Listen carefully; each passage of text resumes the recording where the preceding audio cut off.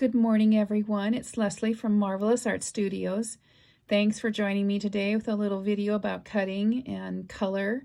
This is a fabric called Dianthus by Paintbrush Studio, and I just recently picked it up. I love it, and I love it for these reasons: shadows, dimension, lines that move the eye, pretty shapes, and a pop of yellow.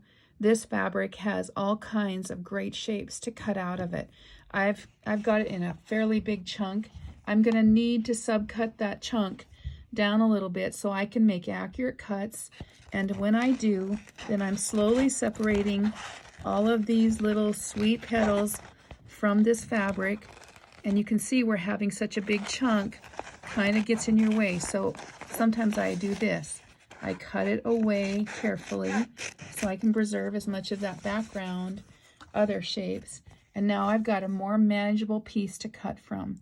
This is going to be so much easier to cut because now I don't have all that weight of that fused fabric kind of getting in my way. So now I can go ahead and I can continue to cut this, bend that piece out of the way, and I'm going to follow the outline.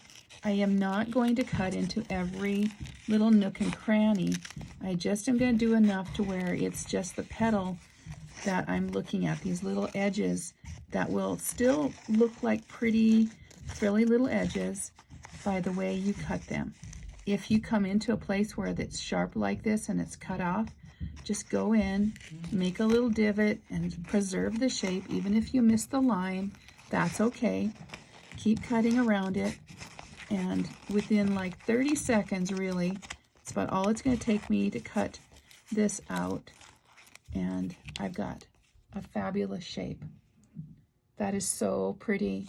And then the remainder of this piece that I cut out, I'll keep subcutting, of course, those little petals, and as I go, I'll just try and get as much out of them as I can. I'll save even the little leftover petals, and you know, when I come to the bottom of this, I might want to just kind of cut that off for now and just kind of see where it goes from there. It's kind of a tulip shape. I think that's really doable. This side can be covered up with other flowers.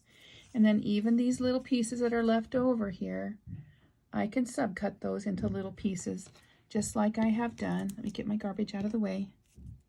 Right down here.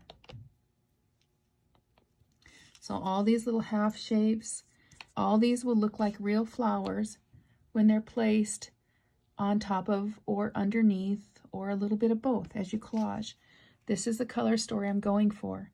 I'm going to use this cream or grayish tone flower. Has that beautiful metallic gold in the center. I added dimension by going around with a Sharpie pen. If you saw that in my previous post, I'm going to put this one on top, and I have decided that I love these little blue guys, these soft little tiny scale shapes. I'm going to repeat them in close proximity to each other, because by doing that, I start to unify their color story as well. And then I've selected this pretty yellow daisy-like flower, and I can put it off to the side, and I will continue building as if I was on a real collage. But there's my three colors of my color story. I've got great contrast. I'm adding dimension, and then I can come in, I can even build on that pink, and I can add something like this guy, and I can just angle it over here, let that yellow show, and continue to build the collage as I go along. Thanks for watching. I hope you're inspired. This is a great time to sit down and just enjoy some quiet time, pretty flowers, cut them out, create a great stash so you can be choosy and pick the beautiful flowers that tell your color story. Thanks for watching.